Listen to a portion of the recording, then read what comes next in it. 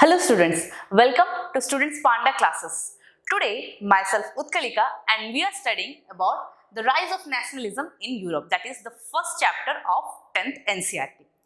चलिए स्टूडेंट्स, जब हम rise of nationalism in Europe पढ़ते हैं, हमें ये पता होना चाहिए कि फ्रेंच रिवॉल्यूशन क्या था। फ्रेंच रिवॉल्यूशन जो कि हम 9th क्लास में पढ़ चुके हैं। ये फ्रेंच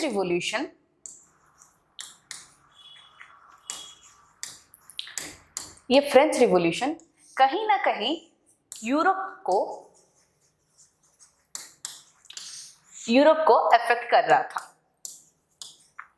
फ्रेंच में जो भी रिवॉल्यूशंस आए, ये सब किसको अफेक्ट कर रहा था? यूरोप में अफेक्ट कर रहा था। तभी यूरोप ऐसा एक कॉन्टिनेंट था जिसमें कंट्रीज वगैरह डिवाइड नहीं हुए थे। ये सारा कुछ कहां से आ रहा था? मोनार्चियल सिस्टम कि इसका हेड कौन था? किंग था भाई। किंग जिस किसी की जगह को भी जीत लेता था, वो उसके अंडर आ जाता था, किंग के अंडर आ जाता था। तो ये सब क्या हो रहा था? French revolution. फ्रेंच में सब रिवॉल्यूशन जब हो रहे थे, तभी rise of nationalism in Europe start हो गया था। तो नेशनलिज्म स्टार्ट हो गया था कहाँ पे? यूरोप में। तो अगर मतलब यूरोप के लोग ऐसा सोचे कि अगर फ्रांस छोटा सा एक एरिया है, अगर वो रिवॉल्यूशन ला सकता है तो हम क्यों नहीं रिवॉल्यूशन ला सकते थे? वो ऐसा होके क्या स्टार्ट हुआ? नेशनलिज्म स्टार्ट हो गया। ओके, अच्छा चलिए। In 1848, Frederick Sorio. Who is Frederick Sorio? He is a French artist. Prepared a series of 4 prints. अच्छा, फ्रेडरिक सोरियो एक क्या थे? फ्रेंच के आर्टिस्ट थे। ये सोच लेते हैं ये फ्रेडरिक सोरियो है। इनका एक ड्रीम हुआ करता था। फ्रेडरिक सोरियो को क्या हो रहा था? ड्रीम हुआ करता था कि ऐसा होना चाहिए, ऐसा एक कॉन्टिनेंट होना चाहिए, ऐसा एक एरिया होना चाहिए। वो सब कुछ क्या कर रहे थे? एक 4 प्रिंट्स वो जो बनाए हैं 4 प्रिंट्स, वो सब में लिख रहे थे कि ऐसा एक होना चाहिए। वो एक पेंटिंग भी बनाया है कि ऐसा एक कॉन्टिनेंट होना चाहिए, ऐसा एक एरिया होना चाहिए जहाँ पे क्या होना चाहिए कि डेमोक्रेटिक और रिपब्लिक होना चाहिए। उस एरिया डेमोक्रेटिक और रिपब्लिक होना चाहिए। अच्छा, डेमोक्रेटिक और रिपब्लिक का मतलब क्या है? डेमोक्रेटिक का मतलब ये है, डेमोक्रेटिक जो होता है वो 2 वर्ड से आता है। एक होता है डेमोस, एक होता है क्रेटोस। डेमोस मतलब क्या हो गया? पीपल। डेमोस का मतलब क्या आ गया? पीपल। और क्रेटोस का मतलब क्या आ गया? पीपल जो रूल करते हैं वो। तो पीपल जहां पे रूल करते हैं और एकजुट होके रहते हैं, उसका मतलब क्या हो गया? डेमोक्रेटिक हो गया। वैसे ही रिपब्लिक का मतलब क्या हो गया? रिपब्लिक का मतलब क्या हो गया? इंडिविजुअल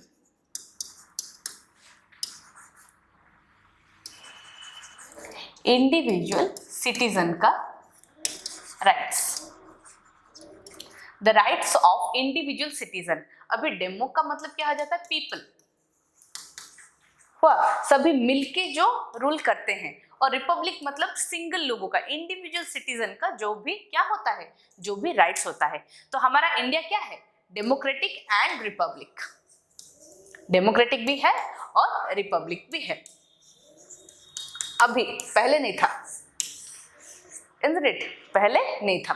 तो ये फ्रेंच के जो आर्टिस्ट है फ्रेडरिक सोरियो, ये ऐसा एक ड्रीम बनाते हैं, ये ऐसा एक भावना लाते हैं अपने दिमाग के। He was visualising his dream of a world made up of democratic and social Republic, as he called them as the first print of the series। तो वो क्या देख रहे थे? डेमोक्रेटिक एंड सोशल रिपब्लिक कैसे एक कंट्री को बनाए, कैसे एक कॉन्टिनेंट को बनाए, वो ऐसा कुछ देख रहे थे। तो फर्स्ट पॉइंट क्या आ जाता था? क्या देख रहे थे? वैसा सोच क्या था? The peoples of Europe and America should come together. वैसा सोच रहे थे कि जो भी मतलब लोग हैं यूरोप में और अमेरिका में, ये सब एक होने चाहिए, ये सब एक के बेसिस में होना चाहिए। Who were the people? The men and women of all ages and social classes. देखिए, जो भी अभी पहले क्या हो रहा था, विमेन को इतना प्रायोरिटी नहीं दिया जा रहा था। अभी मेन तो क्या कर रहे थे, वॉर को चला जा रहे थे, तो विमेन लोग क्या कर रहे थे, घर पे बैठ के जो भी अपना काम है वो कर रहे थे। विमेन को वोटिंग भी नहीं दिया जा रहा था। फ्रांस में हम पढ़ चुके हैं ना 9th क्लास में, फ्रेंच रिवॉल्यूशन में, कि विमेन को जो है और मतलब छोटे चाइल्ड को, छोटे बच्चे को जो है, वो सब में क्या रहते हैं, ये सब पैसिव सिटीजन्स के अंडर आ रहे थे, isn't it? पैसिव सिटीजन्स के अंडर आ रहे थे और उनका क्या हो रहा था, वोटिंग का राइट्स नहीं था, वोटिंग राइट्स इनको नहीं दिया गया था। ओके, तो किसको दिया गया था, पहले भी पढ़ चुके हैं, the man who were 25 years above, जो भी लोग 25 years के अबव है और 3 दिन वेजेस का टैक्स अगर वो पे कर रहे हैं, 3 दिन का अगर वेजेस पे कर रहे हैं, वो उनको क्या ले रहे थे, हम एक्टिव सिटीजन्स के अंडर ले रहे थे, वही वोट कर सकते थे। अभी उनका मतलब ये फ्रेडरिक सोरी का क्या मानना था, that main and women of all ages and social classes should come together. Okay, now the third point, marching in a long train. अच्छा, इसका मतलब ये होता है, marching in a long train, इसका मतलब ये होता है, जो भी हम ट्रेन में सफर करते हैं, जो भी हम ट्रेन में अगर जा रहे थे, तब ये नहीं देखता, ट्रेन वाला ये नहीं देखता कि वो कौन से कास्ट को बिलोंग करता है, कौन से क्रीड को बिलोंग करता है, कौन से जेंडर को बिलोंग करता है।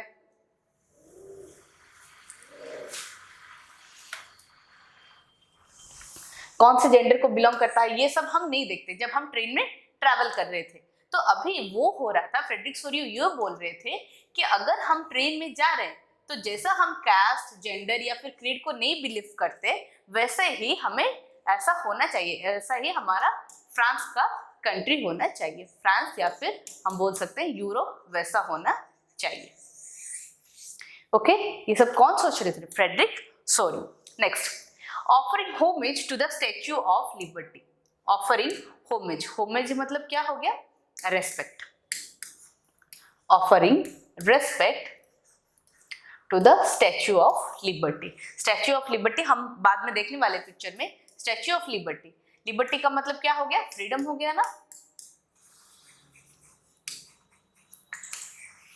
वो क्या कर रहे थे, स्टैच्यू ऑफ लिबर्टी जो है, स्टैच्यू ऑफ लिबर्टी जो है उसको रेस्पेक्ट दे रहे थे, उसको क्या दे रहे थे, रेस्पेक्ट दे रहे थे। कब रेस्पेक्ट दे रहे थे, जब वो पास कर रहे थे, वहां से जब जा रहे थे, तभी उनको क्या कर रहे थे, रेस्पेक्ट दे रहे थे। किसको, स्टैच्यू ऑफ लिबर्टी को। लिबर्टी का मतलब क्या हो गया, जो भी फ्रीडम में आ जाता है। लिबर्टी मतलब ये बोल सकते हैं हम, freedom of speech, freedom of speech, freedom to write speak, जो भी हो गया। फ्रीडम मतलब क्या हो गया, किसी के बेसिस में भी फ्रीडम उनको मिलेगा।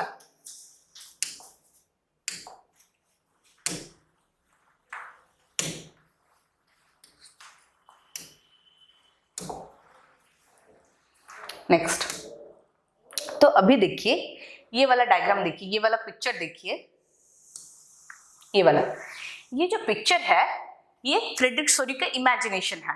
वो क्या हो रहा था देखिए, देखिए फर्स्ट तो हम ये बोलते हैं, ये जो है कौन है, द स्टैच्यू ऑफ लिबर्टी। ये जो स्टैच्यू ऑफ लिबर्टी है, इसके एक हाथ में क्या हुआ पकड़े हैं, ये क्या पकड़े हैं, ये टॉर्च, या फिर ये बोल सकते हैं द कैंडल ऑफ एनलाइटमेंट, या फिर टॉर्च ऑफ एनलाइटमेंट, जो कि हमें रोशनी दे रहे हैं। किस चीज के लिए, कि हमें कैसा, हमारा मतलब हमारा लाइफ कैसा हमें जीना चाहिए, हमें लाइफ में क्या क्या करना चाहिए, क्या नहीं करना चाहिए, उसको अगर फोकस कर रहे हैं हम, उसको क्या बोल रहे हैं, एनलाइटमेंट दिखा रहे हैं। मतलब हमारा लाइफ कैसे, हम अपनी लाइफ को कैसे फोकस कर सकते हैं। नेक्स्ट, उसके और एक हाथ में क्या हो रहे थे, this is the charter of rights, the charter of rights. तो एक हाथ में क्या हो गया, टॉर्च हो गया जो कि एनलाइटमेंट प्रोवाइड करता है, और दूसरे हाथ में क्या है, द चार्टर ऑफ राइट्स, जो कि हमें ये बोलते हैं the rules and regulations today, the rules, जो भी रूल्स हमें फॉलो करना है, जो भी रूल्स हमें मानना है कि ऐसा रूल्स होना चाहिए एक कॉन्स्टिट्यूशनल या फिर रिपब्लिक या फिर डेमोक्रेटिक कंट्री में, जो भी होना चाहिए, ये सब रूल्स कहाँ पे लिखा गया है, the charter of the rights. Next, अभी ये पिक्चर में देखिए, इतना बड़ा लाइन है, देख रहे हैं, इतना बड़ा लाइन है, ये क्या हो रहा है, ये सब लोगों का लाइन है ना, लोगों का लाइन है। तो लोगों का लाइन ये जो है, ये बना है, ये किस तरफ आ रहे हैं, द स्टैच्यू ऑफ लिबर्टी की तरफ आ रहे हैं, स्टैच्यू ऑफ लिबर्टी की तरफ आ रहे हैं। स्टैच्यू ऑफ लिबर्टी की तरफ जब आ रहे हैं तो स्टैच्यू ऑफ लिबर्टी क्या सिंबलाइज करते हैं, हमें फ्रीडम सिंबलाइज करता है, राइट, फ्रीडम सिंबलाइज करता है, और ये सब लोग फ्रीडम के तरफ आ रहे हैं, फ्रीडम की तरफ आ रहे हैं। तो ये हम बोलता है कि स्टैच्यू ऑफ लिबर्टी जो है, जो कि फ्रीडम को दर्शा रहा है, हमें फ्रीडम चाहिए, ओके, लोगों को अभी फ्रीडम चाहिए, बहुत हो गया मोनार्चियल सिस्टम, अभी हमें इंडिपेंडेंट होना चाहिए, ओके। अभी ये स्टैच्यू ऑफ लिबर्टी आ गया, तभी क्या कर रहे थे, स्टैच्यू ऑफ लिबर्टी एक फीमेल फिगर को लिए हैं, वह फीमेल फिगर डिनोट करता है स्टैच्यू, फीमेल फिगर हमें डिनोट करता है कि लिबर्टी, तभी वैसा मानना था, ओके। तो अभी ये जो सब लोग आ रहे हैं, without they thinking to which caste they belong, इसका मतलब क्या हो गया, कौन से कास्ट हो, कौन से क्रीड हो, कौन सा जेंडर हो, उनको कुछ फर्क नहीं पड़ता, उनको बस क्या फर्क पड़ता है कि हमें फ्रीडम चाहिए।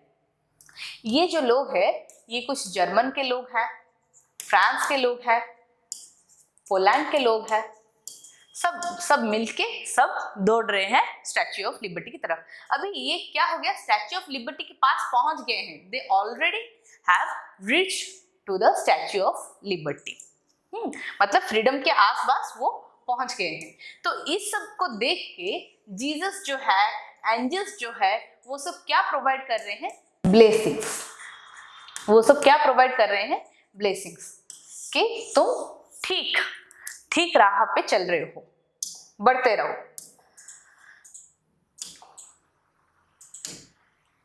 अभी ये आ गया, देखो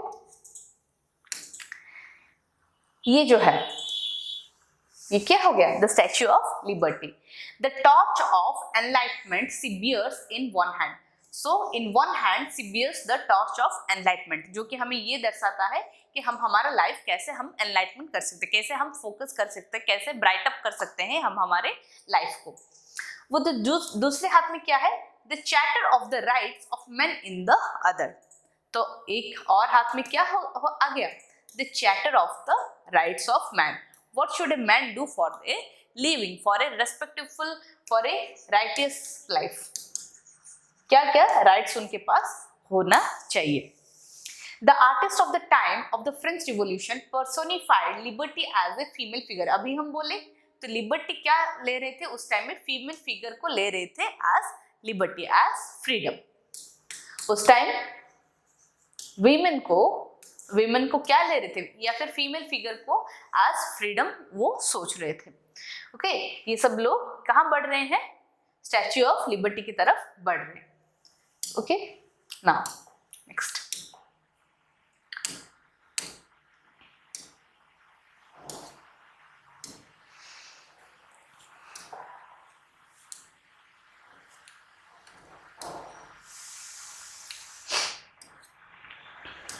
ये आ गया, देखो अभी हम जो भी पढ़ने वाले हैं, ये the flag the carry is an expression of liberal hopes in 1848, ये सब कब हो रहा था, in 1848, to unify the numerous German speaking principalities into a nation state under a democratic constitution.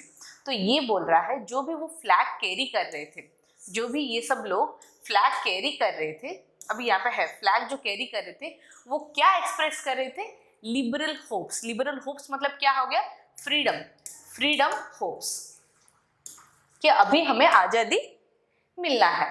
कब? इन 1848 to unify the numerous German speaking principalities into a nation state। अभी क्या हो गया, अभी हम बाद में पढ़ने भी वाले हैं ये नेशन स्टेट। ये जो नेशन स्टेट है फ्रेडरिक सोरियो के लिए, ये नेशन स्टेट क्या होता है, देखिए नेशन स्टेट मतलब क्या, जिसके लिए कुछ अपने लिए अपना फ्लैग होगा, अपने कॉस्ट्यूम होंगे, ये दर्शाता है एक नेशन स्टेट। अभी हमारा इंडिया क्या है, नेशन स्टेट है ना, इंडिया का खुद का फ्लैग है, इंडिया का खुद का कॉस्ट्यूम है, इस सब को हम क्या बोलते हैं, नेशन स्टेट।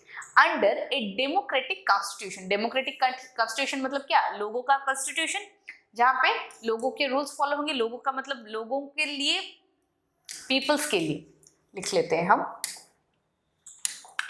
जहाँ पे लोगों के लिए हम जब सोचते हैं, लोगों का कुछ भी योगदान होगा, जो भी लॉस हम बनाते हैं, लोगों का कुछ भी मतलब लोगों अगर हाँ बोलते हैं, ऐसा नहीं कि हम पीपल्स के अगेंस्ट जाए, पीपल के फॉर्म में जाके जो भी हम लॉस बनाते हैं उसको हम क्या बोलते हैं, democratic constitution. Next, she is followed by the peoples of Germany bearing the black, red and gold flag. देखिए अभी क्या हो गया, ये वाला क्या आ गया, ब्लैक कलर का, रेड कलर का और गोल्ड कलर का फ्लैग आ गया। जब ये वाला फ्लैग क्या डिनोट कर रहा था, जर्मन के पीपल्स को। अभी हम पढ़ने वाले हैं, इसका एक मिस्ट्री पढ़ने वाले हैं नेक्स्ट। तो ये वाला फ्लैग क्या डिनोट कर रहा था कि ये सब लोग क्या जर्मन से बिलोंग कर रहे थे, okay, bearing the black, red and gold flag by the peoples of Germany. Okay. Leading the procession way past the Statue of Liberty are the United States, Switzerland, which by this time were already nation states. तो अभी जब लोग यहाँ पे पास कर रहे थे, कौन कौन से एरिया से आ रहे थे, United States, Switzerland, by this time. अच्छा, यूनाइटेड स्टेट्स से भी लोग आ रहे थे, स्विट्जरलैंड से भी लोग आ रहे थे, ये सब क्या कर रहे थे, स्टैच्यू ऑफ लिबर्टी को पास कर रहे थे। जब स्टैच्यू ऑफ लिबर्टी को वो पास कर रहे थे, यूनाइटेड स्टेट्स के लोग और स्विट्जरलैंड के लोग, दे वर ऑलरेडी नेशन स्टेट्स, मतलब इनका खुद का फ्लैग, खुद का कॉस्ट्यूम्स, ये सब वगैरह हो गया था। किसका यूनाइटेड स्टेट्स का और स्विट्जरलैंड का। तभी उन्हें क्या घोषित किया गया था, Nations, they were nation states. France identifiable by the revolutionary tricolor has just reached the statue। वही हम पढ़ने वाले हैं ना, अभी हम पढ़ चुके हैं पहले भी कि ये क्या हो गया, द स्टैच्यू ऑफ लिबर्टी को वो क्या कर रहे थे, पास कर चुके हैं, फर्स्ट स्टैच्यू ऑफ लिबर्टी को पास कर चुके हैं, पहुंच चुके हैं वहां पे। तो ट्राई कलर फ्लैग लेके वहां पे they have just reached the statue, they have just reached the statue.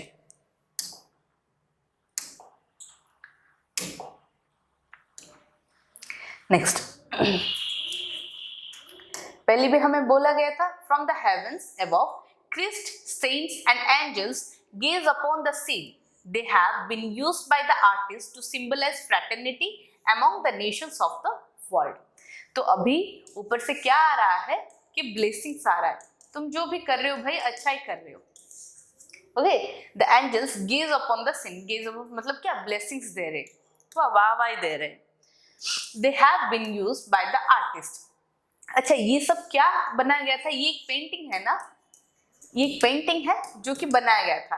ऐसा एक स्टेट होना चाहिए, ऐसा एक कंट्री होना चाहिए बोल के वो सोच रहा था। सो आर्टिस्ट का ये मानना था कि ये सब जो भी हो रहा था वो क्या कर रहे थे, वो हेवन से क्या प्रोवाइड कर रहे थे, ब्लेसिंग प्रोवाइड कर रहे थे। फ्रैटर्निटी का मतलब क्या हो गया, फ्रैटर्निटी मतलब ब्रदरहुड, फ्रैटर्निटी का मतलब क्या हो गया, ब्रदरहुड, भाईचारा, भाईचारा दिखा रहे। ये नहीं सोच रहे कि ये मतलब जर्मनी के लोग हैं, ये पोलैंड के लोग हैं, ये स्विट्जरलैंड के लोग हैं, तब ये नहीं सोच रहे। तब क्या सोच रहे थे, भाई हम तो सब भाई भाई हैं। Okay, fraternity among the nation states of the world. अभी हम, अच्छा, इस पेज में हम पढ़ चुके हैं ऑलरेडी कि जब मैं जर्मन के बारे में बोली कि जर्मन ट्राई कलर का फ्लैग, जब जर्मन हो रहे थे, जर्मन ही ट्राई कलर का फ्लैग, ये जो रेड ब्लैक गोल्ड है, रेड ब्लैक गोल्ड है, इसका मतलब क्या हो गया, वो जर्मनी के लोग थे। वैसा कौन सोच रहा था, जो ये पेंटिंग बनाए थे, ओके, जो ये पेंटिंग बनाए थे वो सोच रहे थे, पर इसमें इंटरेस्टिंगली क्या हो गया, इन सोरियस इंटरेस्टिंगली ये क्या हो गया, हम अच्छा नेक्स्ट पेज में पढ़ने वाले, अच्छा ये वाला नेक्स्ट पेज में पढ़ने वाले, ये क्या हो गया अभी देखो, इन सोरियस उटोपियन व्यू, उटोपियन मतलब आइडियल, उसका जो आइडियल ड्रीम था, आइडियल उनका एक वर्ल्ड था, वो आइडियल वर्ल्ड था उनका, वो क्या सोच रहे थे, the peoples of the world are grouped as distinct nations identified through their flags and national costume. हम पहले भी पढ़ चुके हैं कि अगर नेशन स्टेट होगा तो उसका खुद का क्या होगा, फ्लैग होगा, खुद का फ्लैग होगा और खुद का क्या होगा, नेशनल कॉस्ट्यूम होगा। ये किसका पॉइंट ऑफ व्यू था, फ्रेडरिक सोरियू का पॉइंट ऑफ व्यू था, वही वो पेंटिंग बनाया है ना, तो ये उनका पॉइंट ऑफ व्यू था। अभी जर्मनी वाला पार्ट रुक गया है, जर्मनी में आते हैं।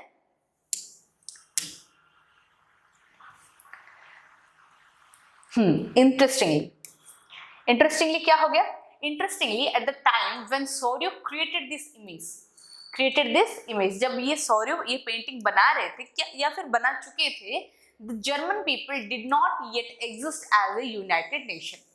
ये क्या बोले भाई, देखो हम ये तो बोल चुके हैं कि ये जो मतलब ये जो फ्लैग होल्ड कर रहे थे ये किसको दर्शाता है, जर्मन को, पर इंटरेस्टिंगली क्या हो रहा था, मजे की बात ये है कि तभी कोई जर्मन का पीपल बोल के वैसा कुछ नहीं था, they did not yet exist, उसमें जर्मन बोल के कुछ भी नहीं था, जर्मन के लोग या फिर इसके लोग उसके लोग वैसा कुछ नहीं था, उसको कुछ प्रूशिया ऐसा कुछ बोल रहे थे उस एरिया को, वैसे एरिया के लोग को बोल रहे थे।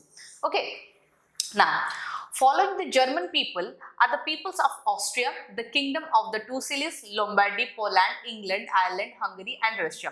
तो इस सब के जो यूरोप का रिवॉल्यूशन चल रहा है, ये सब क्या हो रहा है, देखिए किस किस लोग आ रहे हैं, ऑस्ट्रिया के लोग आ रहे हैं, यहाँ पे सिलिस के लोग आ रहे हैं, लोम्बार्डी के लोग आ रहे हैं, Poland, England, Ireland, Hungary and Russia, ये सारे लोग क्या सपोर्ट कर रहे हैं इस सिस्टम को। ओके, अभी देखो जब हम पहले भी ये इमेज पढ़ चुके हैं, इमेज को देख चुके हैं,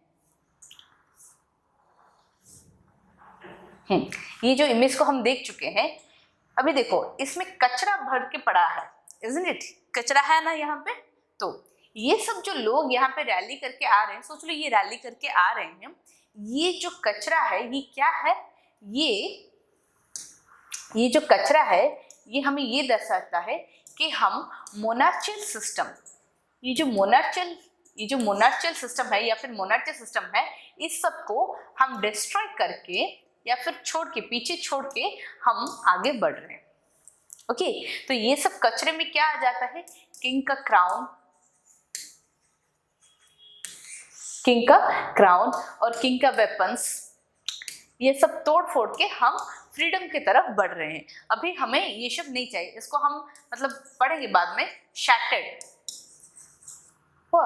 वर्ड पढ़ेंगे, शैटर्ड का मतलब क्या हो जाता है, ये सब जो है यहाँ सब जो भी कचरा भर के पड़ा है, दे वर ऑल शैटर्ड। ओके, पढ़ेंगे हम fraternity among the nations।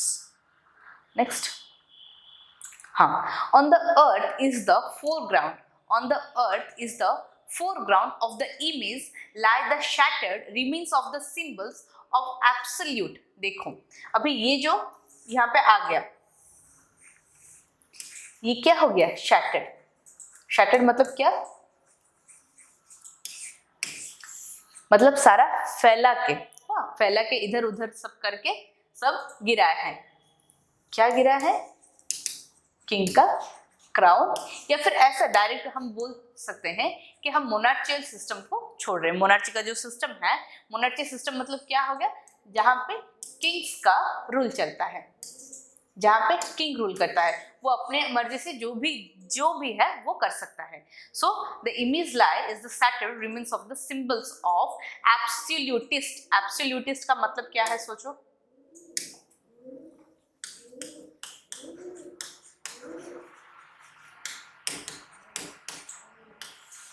Absolutist का मतलब ये आ जाता है कि किंग का रूल, किंग जैसे भी चाहे, जो भी चाहे, मतलब जिस तरह से चाहे हमें रूल कर सकते हैं। हमें इधर से इफेक्ट हो या फिर ना हो, उनको कुछ फर्क नहीं पड़ता। अगर हमें इफेक्ट हो रहा है तभी वो रूल करेंगे, अगर नहीं भी हो रहा है तब भी वो यही करने वाले हैं। वैसा ये नहीं सोचते थे कि लोगों का नुकसान होगा, लोगों का कुछ भला होगा, वो सब नहीं सोच रहे थे। हम फ्रेंच रिवॉल्यूशन में ये पढ़ रहे थे ना कि वो हायर अमाउंट के टैक्सेस कब किसको भरना पड़ता था, थर्ड स्टेट की पीपल को ही भरना पड़ता था, ना कि फर्स्ट स्टेट को, ना कि सेकंड स्टेट को। इनको ये सब क्या कर रहे थे, एंजॉय कर रहे थे।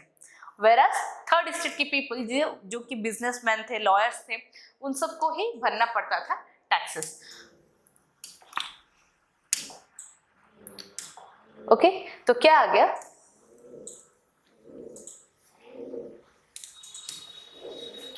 अभी हम क्या पढ़ने वाले, French revolution, the French revolution and the idea of the nation, the French revolution and the idea of nation.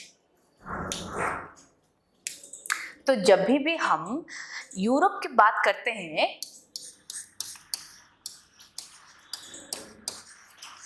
Europe की बात करते हैं, अच्छा जब हम फ्रेंच रिवॉल्यूशन पढ़ रहे थे, देखिए फ्रेंच रिवॉल्यूशन में क्या आया था चेंजेस, देखो तो फ्रेंच रिवॉल्यूशन में जो भी हुआ था वो सारे वर्ल्ड को कुछ ना कुछ सिखा के चला गया कि भाई ऐसा जीना है तो ऐसा जीना है, वरना नहीं जीना है। कुछ ना कुछ वर्ल्ड को सिखा के चला गया। तो यूरोप भी तो आता है, वर्ल्ड के अंडर यूरोप भी आता है ना, नहीं? तो यूरोप में अगर यूरोप लोग ये सोचे कि अगर फ्रांस ला सकता है तो हम क्यों नहीं ला सकते भाई, हमें भी क्या है, मोनार्चियल सिस्टम से फ्रीडम चाहिए, हमें खुद का क्या चाहिए, खुद का रिपब्लिकन कंट्री चाहिए हमें। तो ये सब हम पढ़ रहे हैं, French revolution and the idea of the nation. Nation मतलब क्या, जो कि खुद का क्या होगा, नेशन स्टेट, खुद का रूल्स, खुद का रेगुलेशंस, खुद का फ्लैग, खुद का कॉस्ट्यूम, ये सब होना चाहिए। ओके,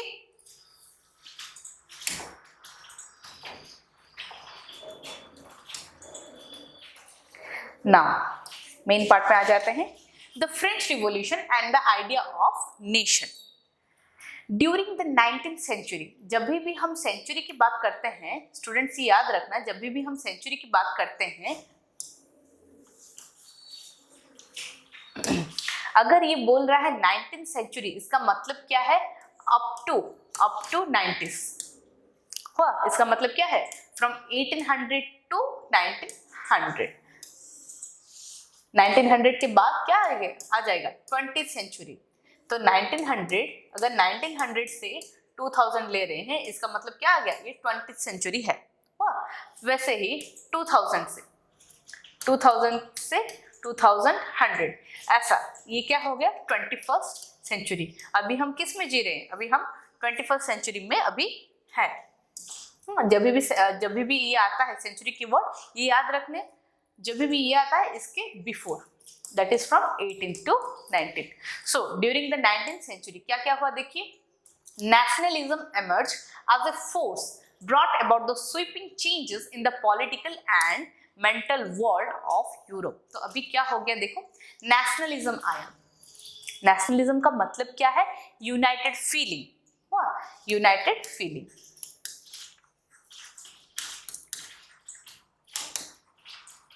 कि अभी हम सब एक है, this is what known as nationalism.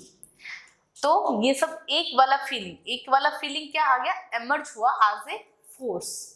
They brought about the sweeping changes, मतलब कुछ चेंजेस लाए। किसमें चेंजेस आए, in the political and mental world of Europe. कहाँ पे आया चेंजेस, यूरोप में आया।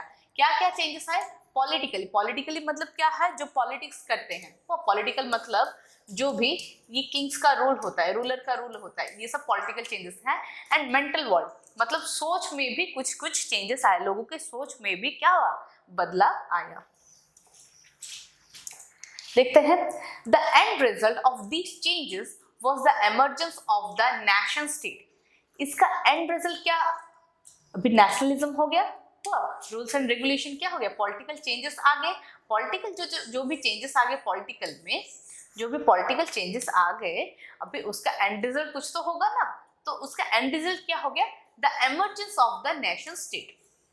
नेशन स्टेट हम क्या पढ़ चुके हैं, नेशन स्टेट मतलब ऐसा एक स्टेट है जिसका खुद का फ्लैग होगा, तो नेशन स्टेट का मतलब क्या आ जाता है, जिसका खुद का कुछ फ्लैग होगा और खुद का नेशनल कॉस्ट्यूम होगा, खुद का नेशनल कॉस्ट्यूम होगा, ये हम बोलते हैं ना, ये हो गया क्या नेशन स्टेट। पर अभी हम क्या पढ़ने वाले हैं, द एंड रिजल्ट, जो एंड रिजल्ट था क्या चेंजेस लाए, the emergence of the nation state.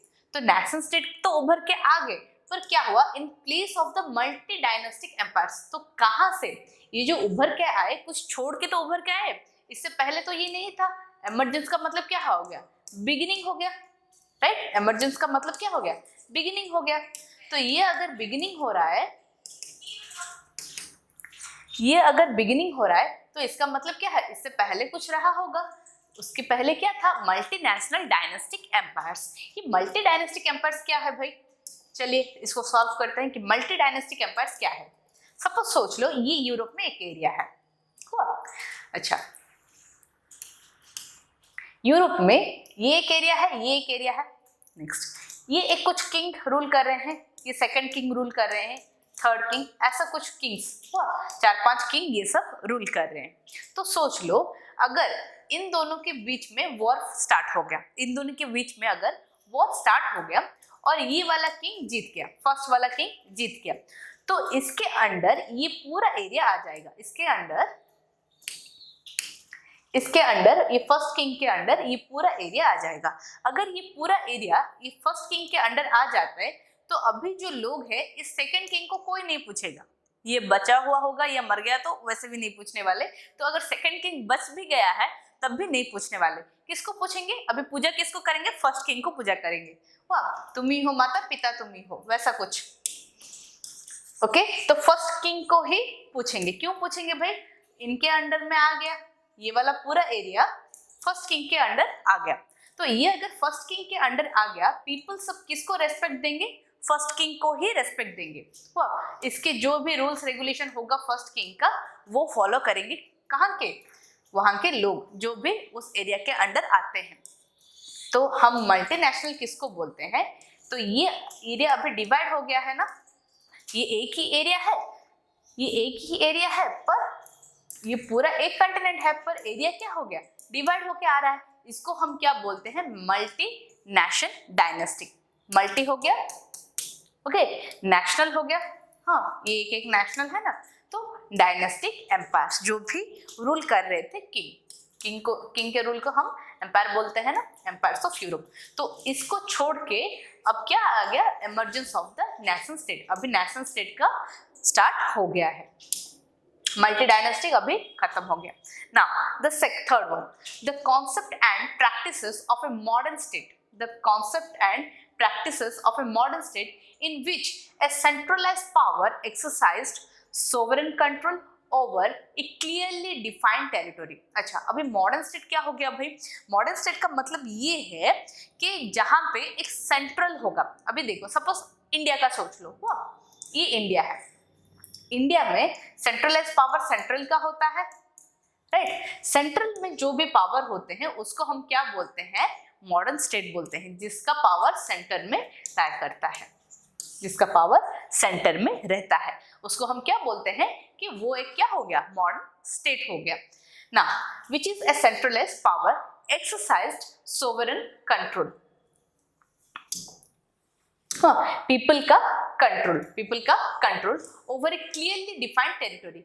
ये अगर टेरिटोरी मेरा है, हुआ, मॉडर्न स्टेट का सोच लो, अगर ये टेरिटोरी मेरा है तो इस टेरिटोरी के बाहर मेरा कुछ भी हक नहीं बनता, कुछ भी रूल्स रेगुलेशंस कुछ भी इधर उधर करने का मेरा हक नहीं बनता। ये टेरिटोरी के अंदर ही मैं सब कुछ काम करने वाली हूँ, जो कि सेंट्रल वाला होगा। सेंट्रल में जो भी हम काम करने वाले हैं ये टेरिटोरी के अंदर ही करने वाले हैं, इसको हम क्या बोलते हैं, मॉडर्न स्टेट बोलते हैं। और नेशन स्टेट किसको बोलते हैं, नेशनल स्टेट इसको बोलते हैं जहां पे खुद का अपना फ्लैग होगा और खुद का कॉस्ट्यूम। याद रखना, बार बार बोल रही हूँ, ये एग्जाम में आता है। Okay, so the sovereign control, people का कंट्रोल आ गया इन ए क्लियरली डिफाइंड टेरिटोरी, जितना भी खुद का टेरिटोरी होगा। Now, but a nation state was one in which the majority of its citizens and not only its rulers came to develop a sense of common identity and shared history or descent। अभी ये क्या हो गया देखो, next, nation state में क्या आ जाता है, was one in which the majority of its citizens, जो भी मेजोरिटी सिटीजन्स थे, and not only it's rulers, खाली रूलर्स नहीं, मेजोरिटी के जो भी सिटीजन्स थे, came to develop a sense of common identity. Common identity का मतलब ये बोल सकते हैं तू और मैं नहीं, क्या हो जाएंगे, हम सभी। कॉमन आइडेंटिटी का मतलब क्या है, हम सभी। हुआ, ऐसा नहीं बोल सकते तू एक कंट्री को बिलोंग करता है, मैं एक कंट्री को बिलोंग करता हूं, वैसा कुछ नहीं है, हम सभी। हुआ, यूनाइटेड, ऐसा बोल सकते हैं, United, common identity and shared history और डिसेंट, उनका एक हिस्ट्री बन गया। Next, this commonness did not exist from time immemorial. अभी इसका मतलब क्या है, देखो भाई, ये जो कॉमननेस है पहले एग्जिस्ट नहीं कर रहा था, ये जो कॉमन फीलिंग है ना, कॉमन आइडेंटिटी, ये पहले एग्जिस्ट नहीं कर रहा था। This commonness did not exist from the time immemorial. Immemorial का मतलब क्या है, जो भी मेमोरी में नहीं है। अब इमेमोरियल का मतलब जो हम सोच नहीं सकते। फ्रॉम द टाइम इमेमोरियल ये सब कुछ एग्जिस्ट नहीं कर रहा था। ये हो गया। It was forged through struggles, actions of leaders and the common people. अभी ये जो नेशन, ये जो कॉमन आइडेंटिटी आया, कैसे आया, बहुत सारे स्ट्रगल करके आया। एक्शंस ऑफ लीडर्स, जो भी लीडर्स थे ना वहां पे उस समय, जो भी लीडर्स थे उनका एक्शंस, उनका स्ट्रगल और कॉमन मैन के सपोर्ट से ये कॉमन आइडेंटिटी आ गया। अभी जो French revolution and the idea of nation है, ये 19th सेंचुरी में क्या आ गया, नेशनलिज्म इमर्जेंस हो गया। नेशनलिज्म अगर इमर्जेंस हो गया, उसका एंड रिजल्ट क्या आ गया, वो सारा नेशन स्टेट में उभर के आए।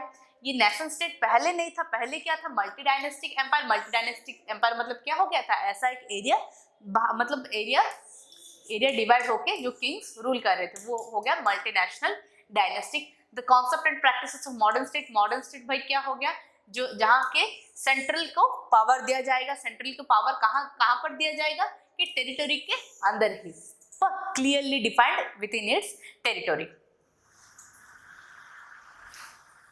Okay, now but the nation was one in which the majority of its citizens not only came a sense of common identity उनका आ गया है अभी।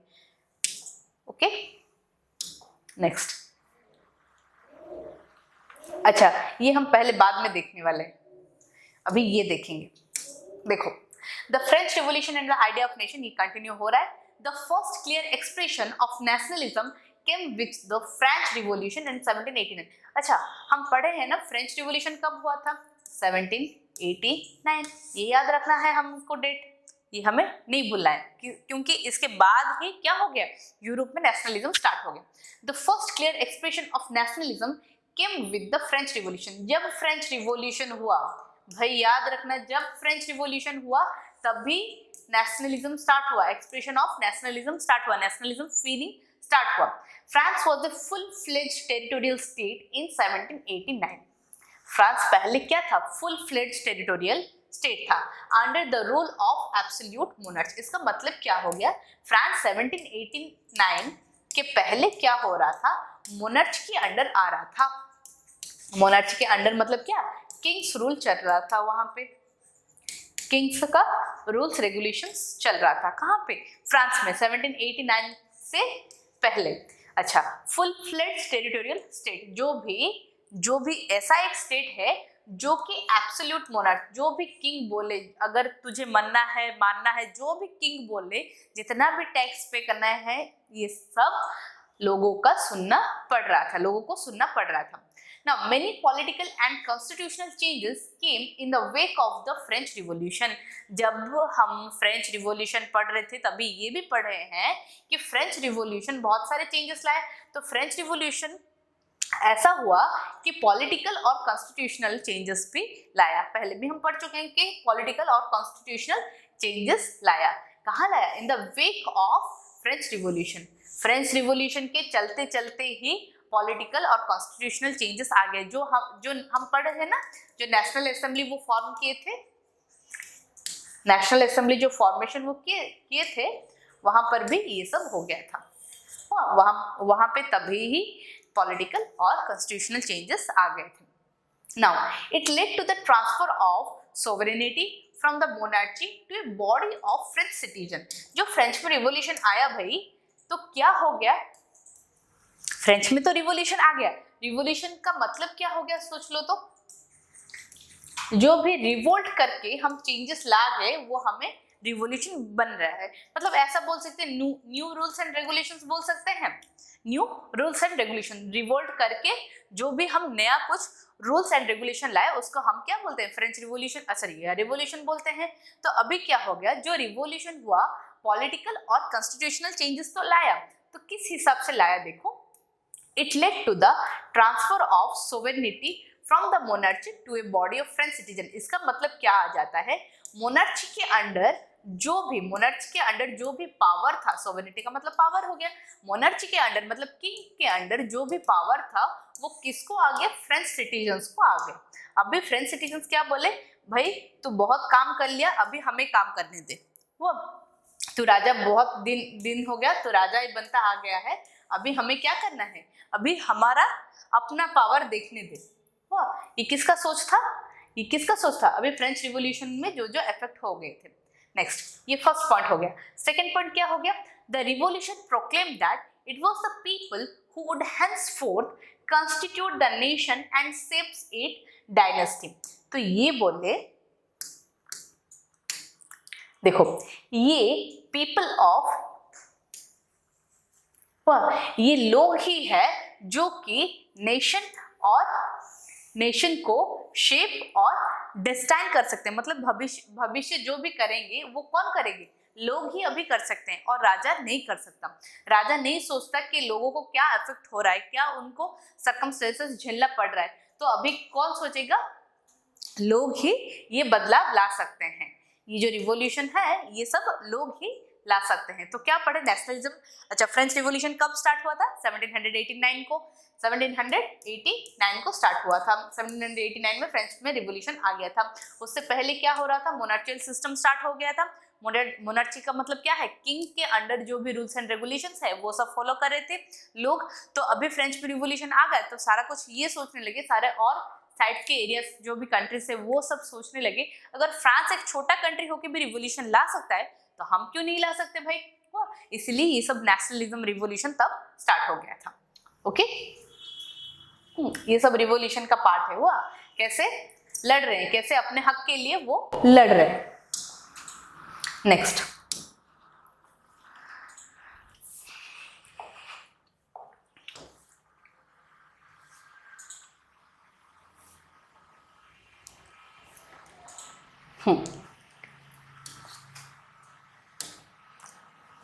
From the very beginning, the French Revolutionary introduced various measures and practices। अभी पहले, बहुत पहले ही क्या हो गया था, फ्रेंच रिवोल्यूशनरीज जो भी रिवोल्यूशन में पार्ट ले रहे थे वो introduced various measure and practices, जो भी वो की। देखो अभी एग्जाम में क्वेश्चन क्या आने वाला है, देखो, analyze the measures and practices introduced by the French revolutionaries to create a sense of collective identity amongst the French people। ये एग्जाम में क्वेश्चन आने वाला है, लिख के रख लेना, ये एग्जाम में क्वेश्चन आने वाला है। अगर ये एग्जाम में क्वेश्चन आ गया तो हम ये सब पॉइंट्स लिखने वाले हैं। ओके, एग्जामिनर को अगर क्वेश्चन पूछने ही वाला है तो क्या बोलेगा, The measures and practices introduced by the French Revolutionary, ये भी अगर पूछेगा तो हमें ये सब पॉइंट्स लिखना है। तो फर्स्ट पॉइंट में क्या आ जाता है, that could create a sense of collective identity amongst the French people। तो फ्रेंच के पीपल, फ्रेंच के जो लोग हैं उनके अंदर क्या लाना है कि कलेक्टिव आइडेंटिटी, हम एक है, हम सारे एक है,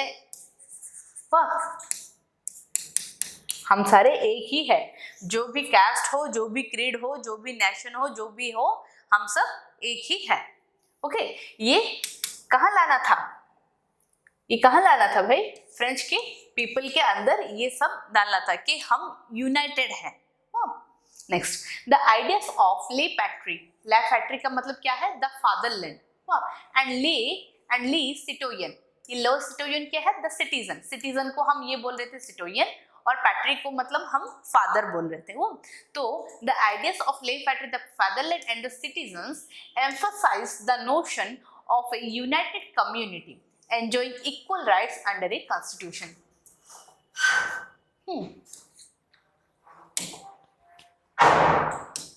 देखो ये जो आइडिया था, ये आइडिया था फादरलैंड का, मतलब उनका एरिया का जो आइडिया था, और सिटीजन्स का क्या आइडिया था, the notion of a united community, जो भी कम्युनिटी होगा यो यूनाइटेड होगा, वो वाला क्या हो जाएगा, यूनाइटेड हो जाएगा। एक ही जो भी है हम एक ही है। Enjoy equal rights under a constitution, सारे जो भी लोग रहते हैं वहां पे क्या होगा, सभी को इक्वल राइट्स मिलना चाहिए, सभी को इक्वल राइट्स मिलना चाहिए, they should be treated equally. अभी देखो घर पे क्या हो रहा था, जो बड़ा भाई है, अगर बड़ा भाई है छोटा भाई हो, किसको प्रायोरिटी ज्यादा देते हैं, छोटे को ही देते हैं ना। क्यों छोटे को देते हैं, अरे छोटा है छोड़ दे, ऐसा बोलते हैं ना, बड़े को प्रायोरिटी नहीं देते। वैसा ही अगर हम फ्रांस में लेते हैं, फ्रांस में या फिर यूरोप की कंट्रीज में लेते हैं, जो रिच है उसको ही सारा कुछ प्रायोरिटी मिलता है, जो पुअर है उसको प्रायोरिटी नहीं मिलता। वैसे ही इसीलिए हम क्या बोले कि they should be enjoy the equal rights, they should enjoy equal rights under a constitution. Constitution का मतलब क्या आ गया, संविधान। अभी ये बोल सकते हैं जैसे कि हमारा पार्लियामेंट हुआ, पार्लियामेंट में कॉन्स्टिट्यूशन, कॉन्स्टिट्यूशन मतलब क्या, कुछ रूल्स एंड रेगुलेशंस जो भी फॉलो करेंगे हम। ओके अच्छा, ए न्यू फ्रेंच फ्लैग, देखो अभी हम क्या पढ़ रहे हैं, मेजर्स पढ़ रहे हैं ना, कहाँ गया, मेजर्स पढ़ रहे हैं, मेजर्स एंड प्रैक्टिसेस पढ़ रहे। तो फर्स्ट वाला तो हो गया, they should be create a collective identity, हम वैसा सेकंड वाला है क्या, United community enjoy equal rights, सभी लोग को इक्वल राइट्स मिलना चाहिए भाई। नेक्स्ट थर्ड पॉइंट क्या हो गया, if a new French flag, flag देखो अभी नेशनल स्टेट फिर से आ गया ना, फ्लैग, अभी पुराना वाला फ्लैग हटा करके नया वाला फ्लैग जो कि 3 कलर का होगा, अभी वो पढ़ने वाले, a new French flag the try colour flag, the try colour flag जो 3 कलर से बना हुआ होगा। पहले वाले जो फ्लैग थे उसको हटाकर अभी नया वाला फ्लैग लाने वाले।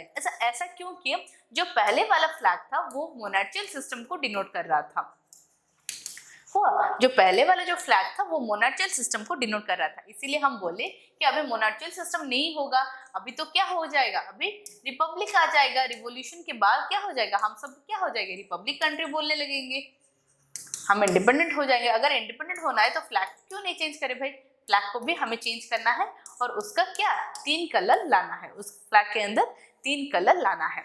was chosen to replace the former royal standard। अच्छा पहले जो फ्लैग हुआ करता था वो क्या दर्शा रहा था, वो रॉयलिटी दर्शा रहा था, वो रॉयलिटी मतलब एक किंग का रॉयलिटी, एक किंग का रोल दर्शा रहा था, इसीलिए हम फ्लैग को ही चेंज कर देते हैं। और फ्लैग में कितने कलर होंगे, ट्राई कलर होंगे, ये याद रखना। Okay, the state general was elected, the state general was elected by the body of active citizens, ये हम पहले भी पढ़ चुके हैं। ये वाला पॉइंट कहाँ पे, नाइन्थ में हम पढ़ चुके हैं कि फ्रेंच रिवॉल्यूशन में क्या हुआ था, फ्रेंच रिवॉल्यूशन में क्या हुआ था, फ्रेंच रिवॉल्यूशन में जब रिवॉल्यूशन आया, जब वो नेशनल असेंबली फॉर्मेशन किए, तब ये मतलब क्या लास्ट में क्या किंग हाँ बोल दिया कि हाँ चलिए भाई तुम जो बोलो हम वैसे ही करने वाले हैं। तब क्या हो गया था, एक्टिव सिटीजन्स जो थे वो क्या कर रहे थे, एक्टिव सिटीजन्स वोटर्स को चूज कर रहे थे, राइट, एक्टिव सिटीजन्स वोटर्स को, और वोटर्स क्या कर रहे थे, लेजिस्लेटिव रिप्रेजेंटेटिव्स को चूज कर रहे थे। ये सब क्या आ गया, लेजिस्लेटिव के अंडर आ गया, राइट, लेजिस्लेटिव के अंडर आ गया। तो ये वाला क्या कौन रोल प्ले कर रहा था, एक्टिव सिटीजन्स की द्वारा ही सब हो रहा था। इसीलिए the state general was elected, जो भी स्टेट जनरल है वो कैसे इलेक्ट हो रहे थे, through the active citizen, active citizen का जो ग्रुप था उसी से द स्टेट जनरल चूज हो रहे थे। And renamed the national assembly, हम पहले भी पढ़ चुके हैं, जो भी स्टेट जनरल का मीटिंग हो रहा था, जो 300 रिप्रेजेंटेटिव्स आए, फिर 300 रिप्रेजेंटेटिव्स आए, पर थर्ड स्टेट के 600 रिप्रेजेंटेटिव्स आए, है ना। तो थर्ड में जो 600 रिप्रेजेंटेटिव्स आए, इनका कोई भी बात नहीं सुना, क्योंकि इनका एक वोट 300 रिप्रेजेंटेटिव से एक ही वोट ले रहे थे और 300 रिप्रेजेंटेटिव से एक ही वोट ले रहे थे। तो ये एक वोट, ये एक वोट, ये जो लोग हैं ये सब क्या फर्स्ट स्टेट के और सेकंड स्टेट के लोग, फर्स्ट स्टेट के और सेकंड स्टेट के लोग हैं। तो थर्ड स्टेट की बात कोई नहीं सुन रहा था, थर्ड स्टेट की बात कोई नहीं सुन रहा था। ओके, तो क्या हो गया देखो, तो 600 जो रिप्रेजेंटेटिव्स थे वो जनरल मीटिंग से आउट हो गए। ये जनरल मीटिंग से बाहर आके वो क्या टेनिस कोर्ट में सब यूनाइटेड हो गए। टेनिस कोर्ट में जब यूनाइटेड हुए तब ये बोले कि हम खुद को ही नेशनल असेंबली घोषित कर लेते हैं। वो खुद को ही क्या कर लिए, दैट वी आर नेशनलिस्ट। वो खुद को ही क्या कर लिए, नेशनल असेंबली की तरह ले लिए। तो ये बोल रहा है अभी जो स्टेट जनरल में जो इलेक्शन हुआ रहा था तो वो एक्टिव सिटीजन्स पार्ट कर रहे थे and renamed they as National Assembly. Okay, now new hymns मतलब क्या हो गया, देखो हिम्स मतलब हम तंत्र मंत्र बोलते हैं, वहां पे क्या आ जाता है नेशनल एंथम या फिर कुछ सॉन्ग्स कंपोज किए। The new hymns were composed, oaths taken, मतलब क्या हो गया, शपथ लिए कुछ हुआ, क्या कुछ करना है, एंड मैट्रियर्स कमेमोरेटेड, वो मैट्रियर्स को याद करने लगे। मैट्रियर्स मतलब क्या, जो शहीद हो गए हैं, वो जो भी शहीद हो गए हैं, all in the name of the nation. जो भी शहीद हुए हैं, किंग के लिए कुछ कोई भी शहीद नहीं हुआ। किसके लिए शहीद हुआ, फ्रांस के लिए शहीद हुआ, फ्रांस के लिए, यूरोप के लिए शहीद हुआ। ऐसा नहीं बोलेंगे कि हम किंग के लिए शहीद हुआ, तो इसीलिए ये बोल रहा है in the name of the nation. Okay, ये पॉइंट समझ में आ गया। अगर कोई पूछेगा कि मेजर्स क्या क्या आया, अगर कोई पूछेगा तो हम क्या बोलेंगे कि फर्स्ट वाला मेजर क्या आ गया, फर्स्ट वाला मेजर ये आ गया कि यूनिटी,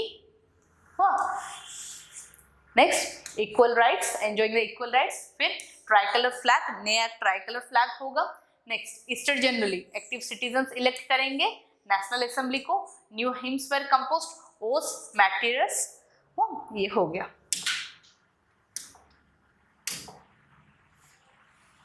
ओके, ये जो भी हम पढ़े हैं अभी, द आइडिया ऑफ क्या हो गया, ले पैट्री जो कि फादरलैंड है, और ली सिटियोर जो कि सिटीजन है।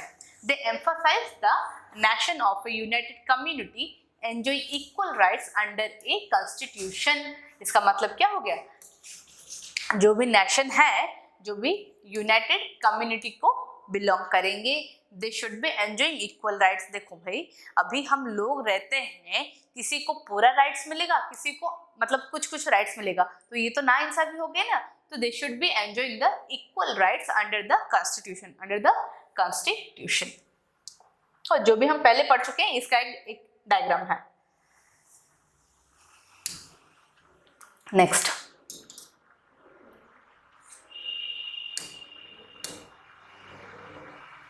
अच्छा,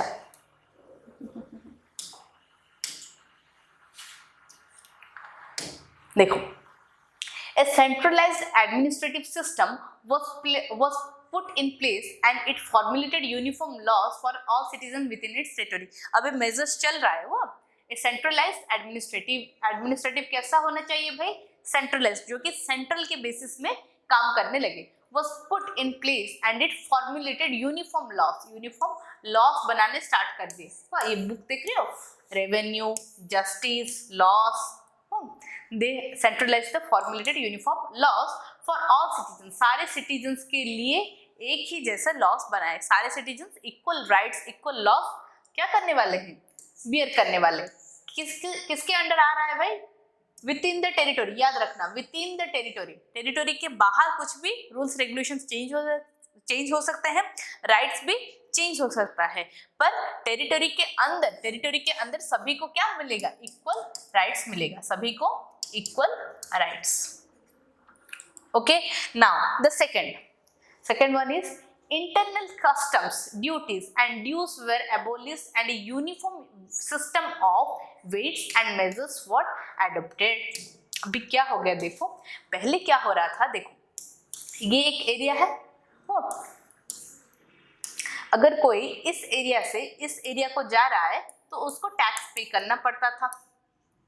अगर कोई इस एरिया से इस एरिया में, सपोज सोच लो कोई एक राइस लेके जा रहा है, चावल लेके जा रहा है, तो चावल यहाँ से यहाँ लाने के बाद मतलब मेजरिंग में भी डिफरेंस आ जा रहा था। सपोज वहां पे लोग ये 1 केजी को मानते हैं, यहाँ पे लोग क्या करेंगे 700 ग्राम्स को 1 केजी के तौर पे ले रहे थे।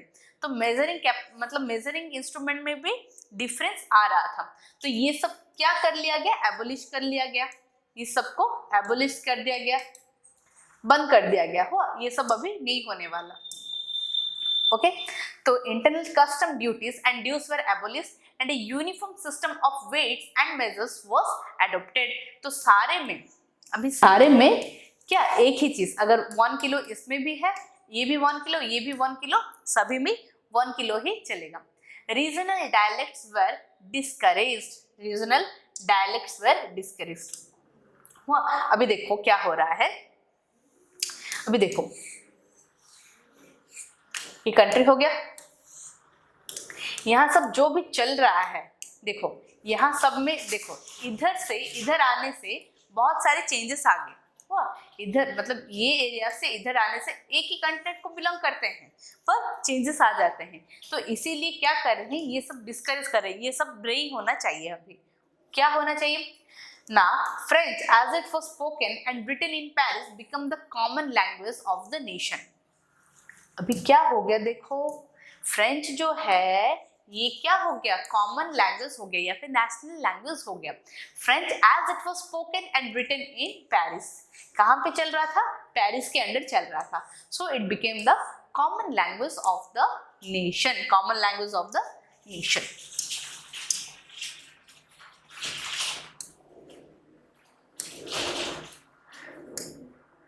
ओके, देखो ये ट्राई कलर का फ्लैग है, ये ट्राई कलर का फ्लैग है, कहाँ पे है ये ट्राई कलर का फ्लैग, फ्रांस में जो लाया गया है, ये ट्राई कलर का